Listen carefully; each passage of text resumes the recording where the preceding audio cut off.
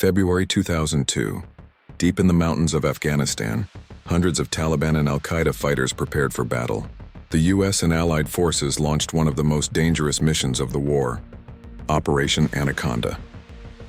In early 2002, the war in Afghanistan had entered a new phase.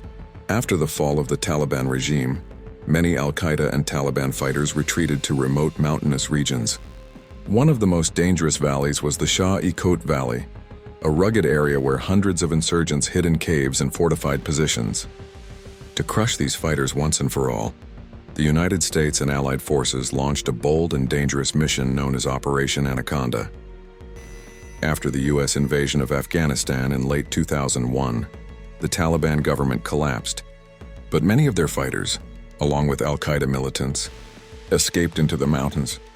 These fighters were well-trained, well-armed, and familiar with the harsh terrain.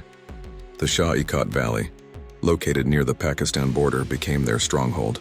It was a natural fortress with high ridges, narrow valleys, and caves where they could hide and prepare for attacks. American and Allied forces knew that a conventional attack would be challenging. They planned a large operation to encircle and destroy these fighters before they could escape. This mission would test the limits of the soldiers, pilots, and commanders involved. Operation Anaconda involved thousands of troops on the ground, supported by air power. Special forces, including U.S. Army Rangers and Delta Force operators, were tasked with scouting the area and targeting key positions. Helicopters, bombers, and attack aircraft were ready to provide air support if the fighting intensified. The plan was simple in theory: surround the enemy, trap them in the valley, and eliminate them quickly. But intelligence reports underestimated the number of fighters.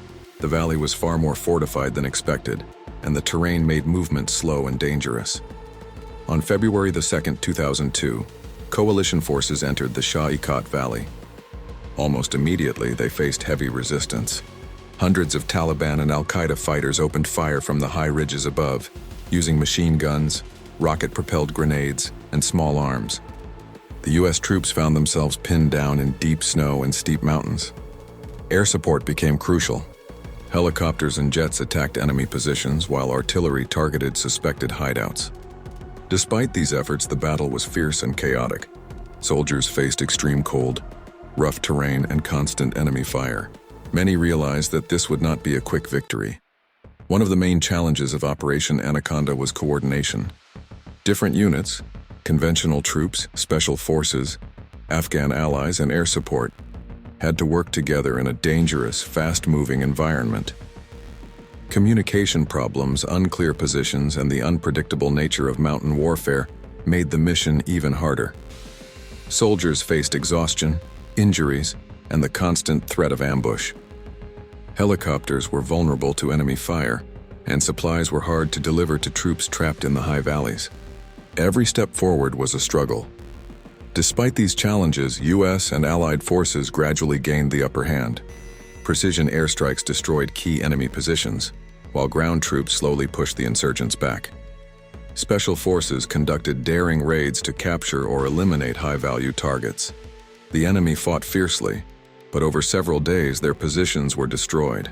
Many fighters were killed, captured, or forced to retreat.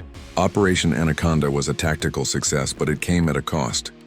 Coalition forces suffered casualties, and the intensity of the battle shocked many observers. Operation Anaconda was one of the first large-scale battles of the war in Afghanistan after the initial invasion. It showed the difficulties of mountain warfare against a prepared enemy. The operation taught the U.S. military important lessons about planning, intelligence, and coordination. It also proved the resilience of the enemy. Even though the coalition won the battle, insurgent activity in Afghanistan continued for years. Operation Anaconda was not the end of the war, but it was a key chapter in the fight against Al-Qaeda and the Taliban. Operation Anaconda remains an important example of modern warfare: the courage of soldiers, the dangers of harsh terrain, and the challenges of fighting a hidden enemy.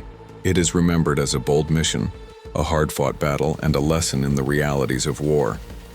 The bravery and sacrifice of those involved continue to inspire military strategists and historians around the world. If you found this story of courage and strategy fascinating, don't forget to like, share, and subscribe for more military history content.